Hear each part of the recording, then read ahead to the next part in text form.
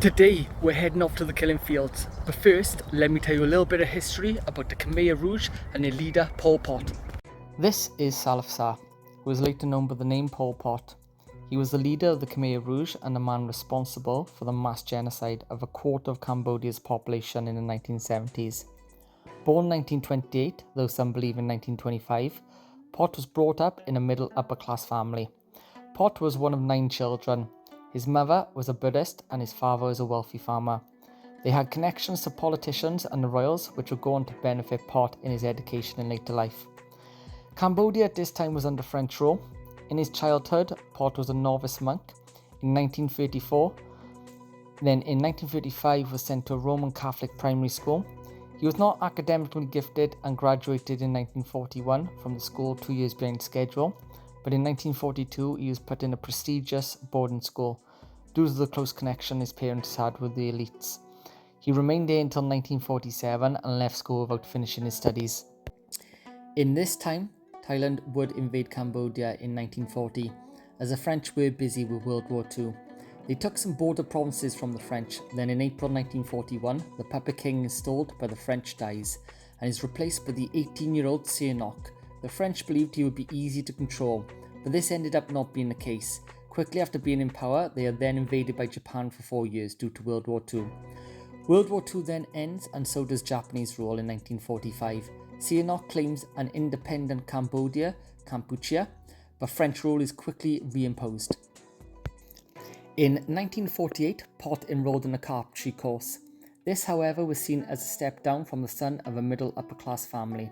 And once again, due to the close connections his family had, Pot was awarded a scholarship to study in Paris in 1949. The aim for the French was to influence these well-off Cambodians to believe French rule was in the best interest for Cambodia. Instead, Pot became radicalized against French rule in Cambodia while studying in Paris, joining groups there with other Cambodians who opposed French rule. 3 years later, in 1952, Pot returns to Cambodia. After this, Pot spends time in political groups trying to influence politics in Cambodia. In 1953, the French give up control and Cambodia becomes independent. Their new leader is King Sihanouk. The next 15 years are filled with civil unrest and turmoil in the country, leading to the 1968 Civil War.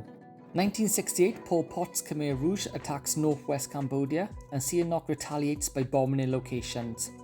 1969, US President Nixon orders bombing raids to Cambodia to stop the Vietnamese supply lines attacking South Vietnam through Cambodia. 1970, Sihanouk is overthrown by pro-American forces and Long Nol is installed as the leader of Cambodia by the US. Sihanouk then goes on to flee the country.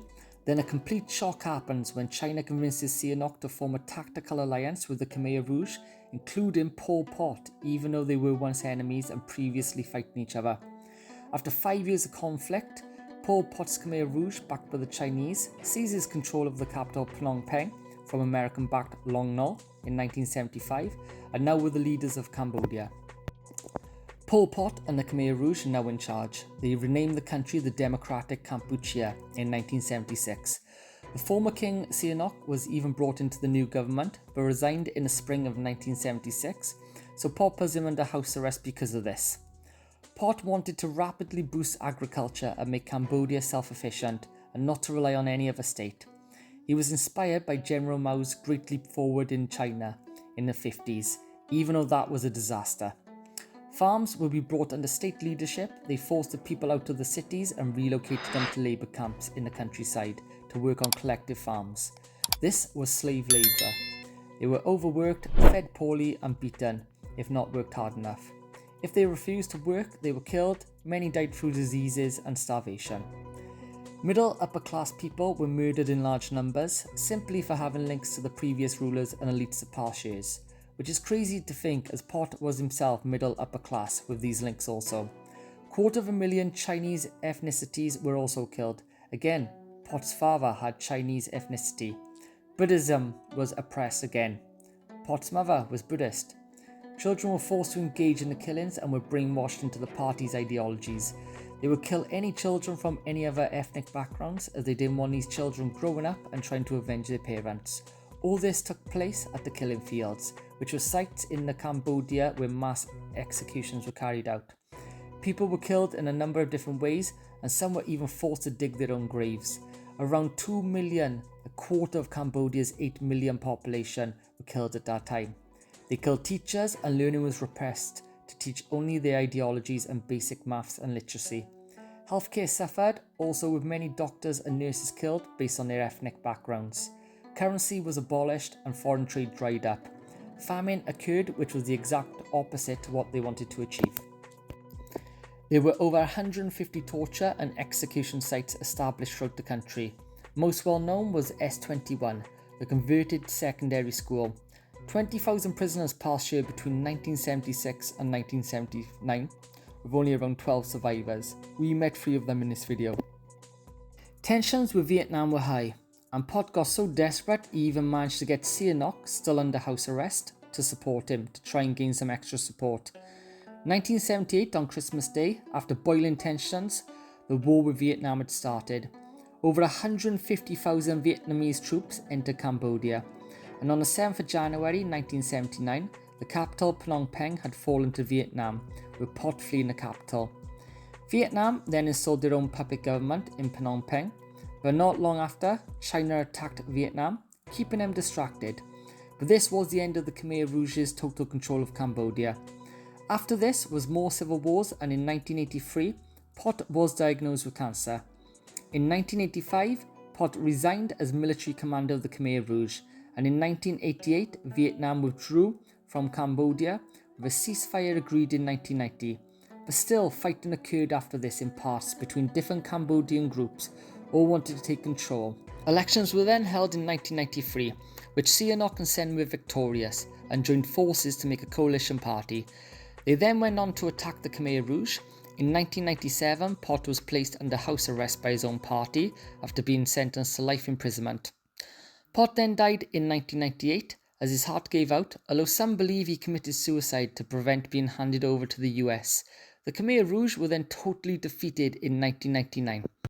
This is the killing fields, the location behind Cambodia's darkest moment.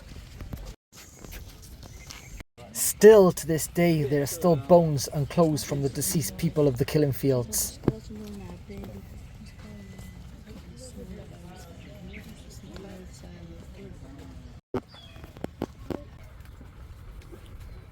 Bones from the excavations in 1980.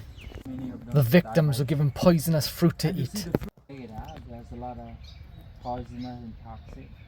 It is very bitter. Archaeology excavation collect all the bones from them.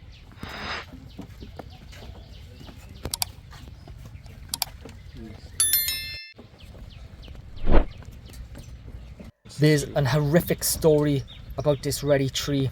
The soldiers would chuck the babies up in the air and shoot them, and then when they landed, they'd grab them by the legs and smash them against this tree.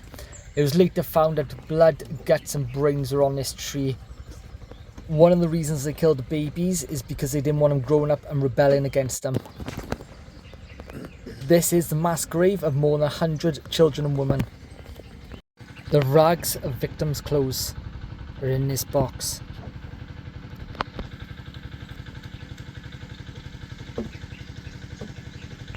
The mass grave of 166 victims who were found without their heads. Here was the storage room of the killing tools.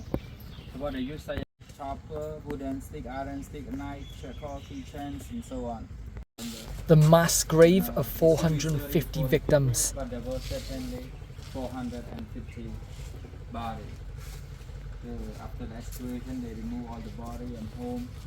This was used to decapitate the victims' heads. It looked like a razor or knife.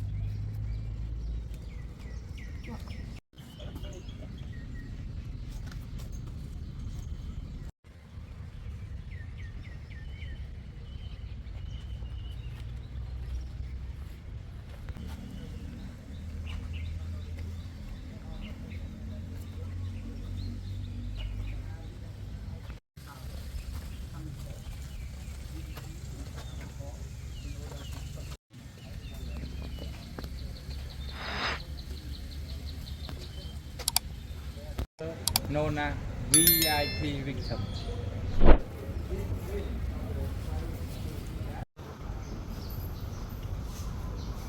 Age adult, 24 staff.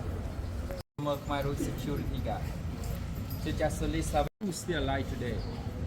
So the first adult survivor, Mr. Chung Wei, the man on the left hand side, the last one. His name Mr. Chung Wei. The shortest man number 5. 1, 2, 3, 4, 5. He's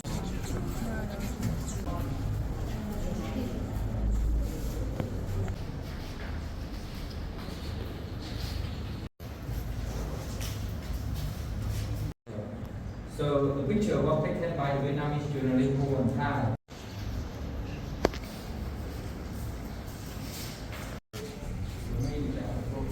Under the mango tree, yeah. Ladies and gentlemen, because we have to see more beauty.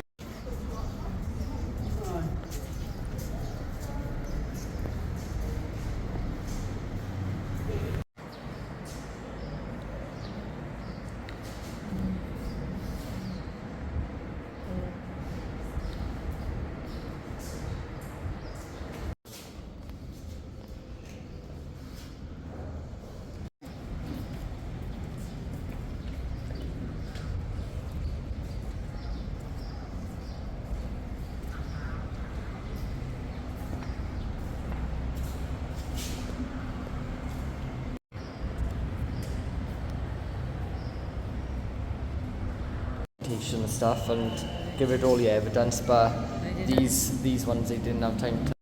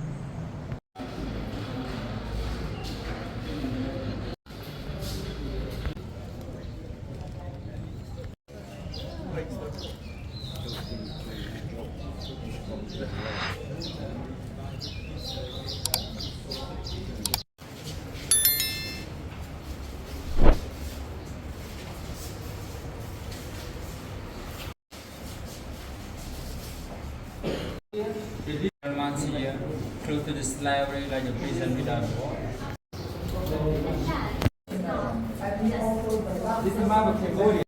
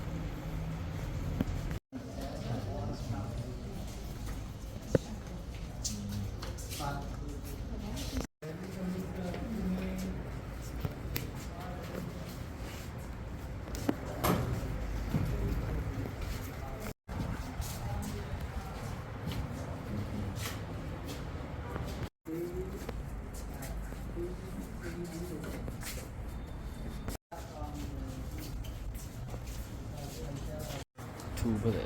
To walk through the last meeting B. Yeah.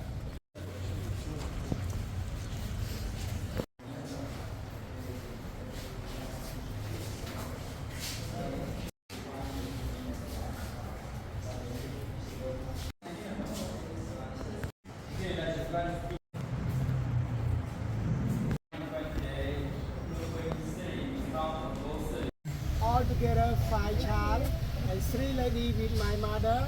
The Khmer were arrested.